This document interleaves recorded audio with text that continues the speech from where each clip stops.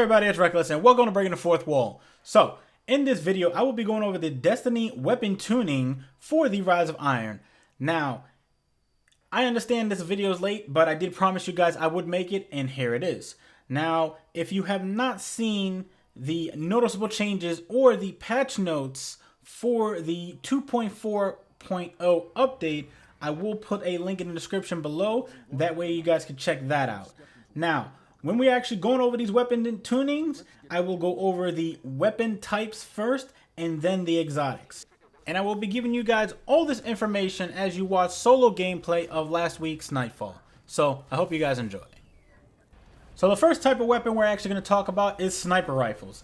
Now, if you have played the Crucible, then you have felt the pain of the 1,000-yard stare and its entire family. I'll get into that real soon. Now, Bungie knows that that type of mid to high impact sniper rifle is overpowered. So, because of that, they have done a few changes. And those changes are that they reduce damage on the mid to high impact sniper rifles by 6.95%. Those same sniper rifles can no longer reliably kill high armor guardians inside their super. Not like when they're in a bubble, but when they're in the animation itself. However, the No Land Beyond is not affected by this damage reduction, which kind of sucks. Now, they also reduced target acquisition, for the LDR and the longbow synthesis to bring in line with other snipers in the same family, which that's LDR, longbow, 1,000-yard, any one of those that do the mid to high impact damage for sniper rifles. Now, because of this, the slowest firing family of sniper rifles, which would be the Black Spindle and everything that does damage just like it, as well as fires like it, should be your key tool to take down supers. Balanced by lower magazine size, fire rate, and aim assist. Whether that's actually going to be happening, not entirely sure, but I guess we're just going to have to see what actually happens with that. Now, continuing on with sniper rifles, Bungie has changed the way that flinch actually works. And what they did was they increased the starting strength of flinch when players take damage while scoped in from 30% starting to 50% starting. Now, with every subsequent hit, the strength of deflection increases until you hit 100% max deflection. Overall supers, while you're aiming down sights, the deflection multiplier is increased to 1.9 times because it was 1.85 times. So it's a little bit better. Now, a bug that they actually fixed with sniper rifles was mainly for the Irene, where they fixed the issue where the Irene UI stat bar showed an incorrect rate of fire. Okay, I guess that's pretty cool. So the next weapons we are actually going to talk about is the auto rifles. And in my mind, for the balancing, I actually think Bungie did a good job for it. So for auto rifles, they reduced the maximum magazine size for the highest rate of fire auto rifles, which is the Doctoring and anything that fires just like the Doctoring. Now, they also increased damage to the middle rate of fire autos, and that is now a 1.5% increase. And I want to say that the middle rate of fire auto rifles is like the shadow price. The next type of weapons we're actually going to talk about is shotguns, and we're going to start this off by talking about the Mobius, which is the Titan class specific shotgun. And what they did with this is they decreased the spread while you aim down sights, and they also increased the zoom factor by 0.1. And I'm sorry, there was one more thing. They also increased the base stability by 60%. So they're making the Mobius I guess they're trying to make it, usable for players. And I have one, so I'm going to definitely be using it. If you guys don't know how to if you guys do not know how to get the Mobius, you need to get rank 3 with your gunsmith, and he will give you a quest. It's like a mini quest, and you guys do that, and after you complete the quest entirely, he will give you the Amobius. As for other shotguns that are not the Amobius, they reduce the spread angle penalty on shotguns with the full auto perk. So if you have full auto perk, the spread isn't that wide. However, the invective is not affected by this change. Also, they increased high rate of fire and middle to low rate of fire shotgun damages by 2%, which obviously helps out shotguns a little bit more. And I'm not gonna lie, it's gonna help me out a lot because I'm gonna be shotgunning, meleeing everybody and having them cry to Bungie saying shotguns are way too OP still. You know, they've already did like 8, 9 nerfs to the damn thing. That's an exaggeration, but still. Even after all the nerfs they did to shotguns, people still crying about them. It's like they're crying about sniper rifles too. Like, Jesus. It's like, get good, noob. No, I'm just joking. I'm just entirely joking. Don't take that serious. Or was I? Only I would know the truth, but that's okay. So, let's actually move on to pulse rifles. Now, Bungie knows that the high rate of fire pulse rifles is the reigning champ for pulse rifles in the Crucible. So, in order to balance things out, they are working on the low and mid rate of fire pulse rifles. So, with that said, Bungie has increased the rate of fire for the Hake pulse rifle Lumina D. Now, I'm not sure if that's in the entire Lumina D family, because it does not specify family, but it does specify the Lumina D. And they also minorly increased by 2% damage for the middle rate of fire family pulse rifles like the Nerwin's Mercy. Pretty interesting. So, as for sidearms, there have been a few changes to that. So, as for sidearms, Bungie knows that sidearms are heavily underused. So, what they want to do is change that by allowing sidearms to shoot faster, farther, and with more predictability. And in order to start that off, they want unified damage for all sidearms. They increase damage for existing Hawkeye sidearm families by 3% for the lowest rate of fire and 7% for the highest rate of fire. They decrease damage for non-hit scan sidearms by 5% for the Vestian Dynasty and Queen's Choice. They made minor extension of damage fall off point for sidearms across the board, plus 0.5 meters, I guess. Minor increase to stability for sidearms across the board, which is obviously awesome.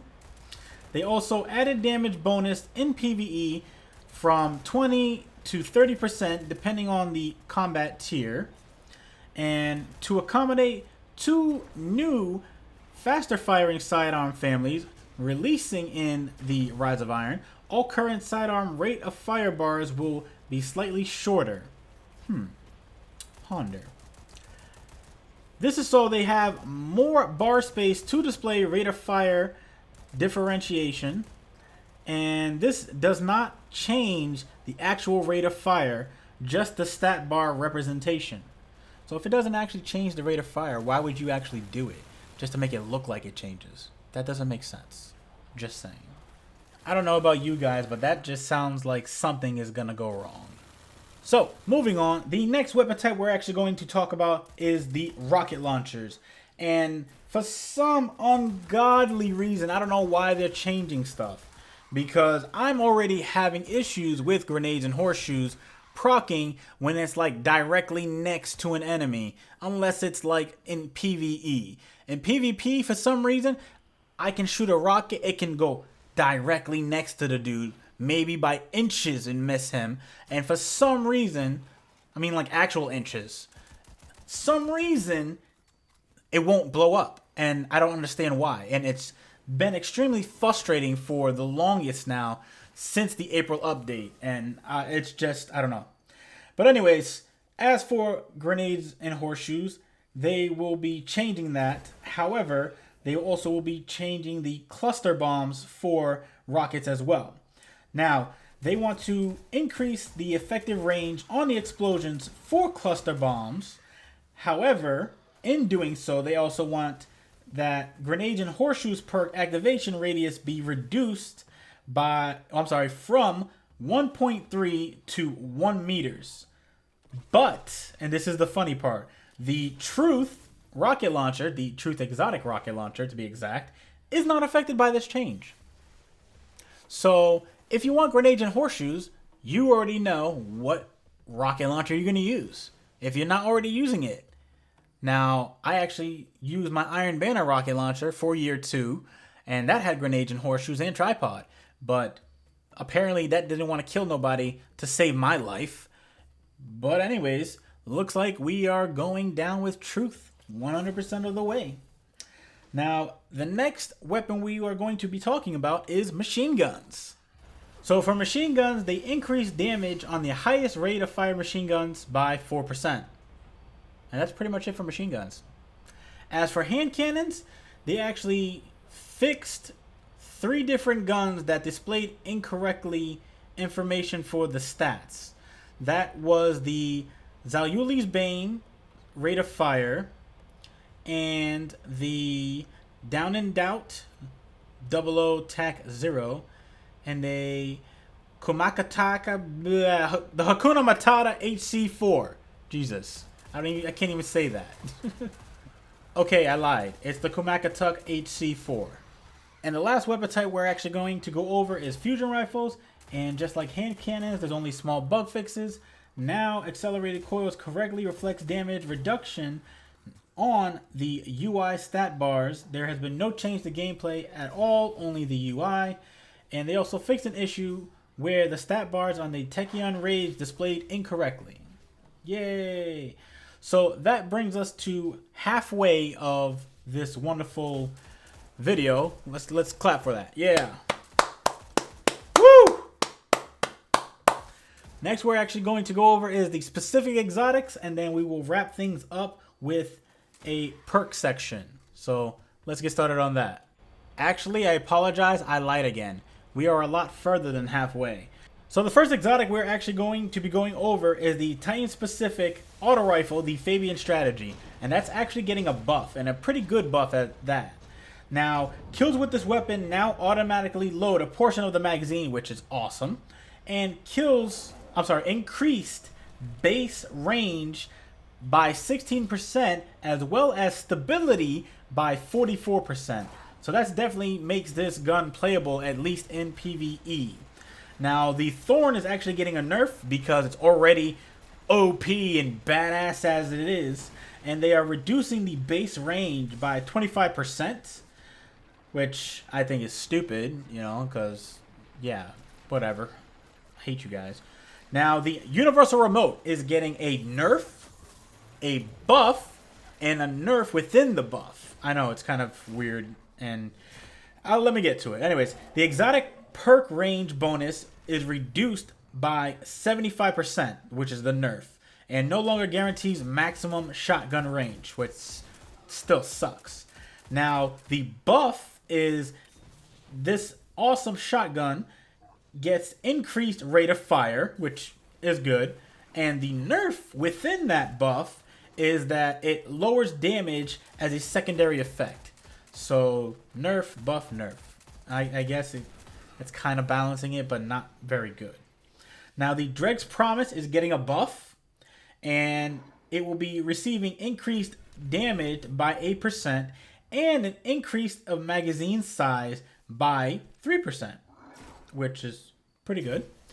As for the Touch of Malice, it is getting a semi-nerf. And what I mean by semi is the Touch of Malice's self-damage infliction now removes Blessing of Light. Now, obviously, if you're not using Blessing of Light, then it really doesn't matter. The Boolean Gemini and the No Time to Explain are both getting semi-buffs.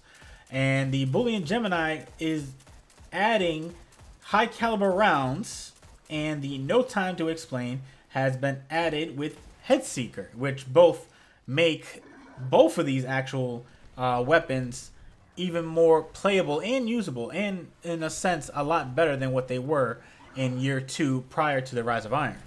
So I'm actually going to go over the perks as fast as possible, starting with armor piercing rounds.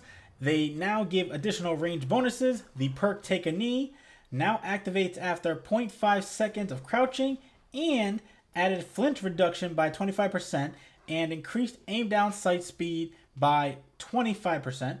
The perk Exhumed added an extra 5 seconds, 15 seconds in total of effect time, which is pretty good. Cascade, functional change, or a functional change, which is melee kills automatically reload a portion of the magazine, which is amazing. Surplus now increases carried ammo capacity, which that's actually going to be a useful perk on a lot of weapons now. As for Grave Robber, it increased activation chance from 25% from 20%.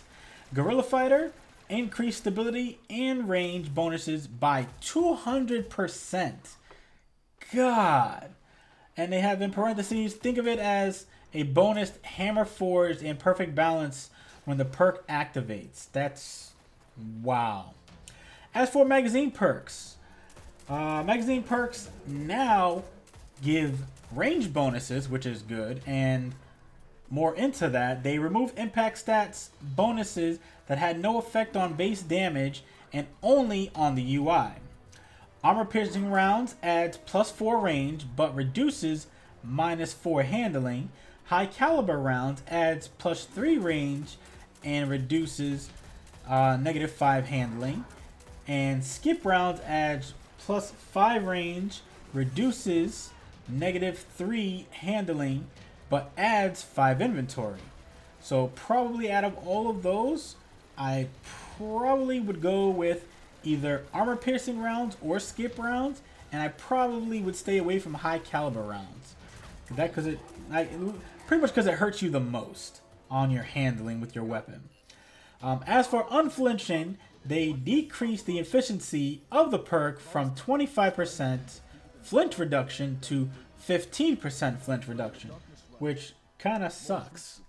And as for the last perk, which is Firefly, which is the ever so awesome Firefly, they did a possible fix for crash related to special effects triggered by the Firefly perk.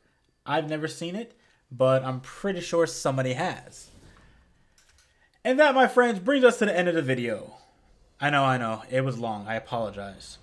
Let me know what you guys think of it in the comments below. If it was helpful, feel free to share it, like, comment, and subscribe. I'm Reckless, and remember, own your success, and I will see you guys next time. Exactly 1 week to the Rise of Iron. Woohoo!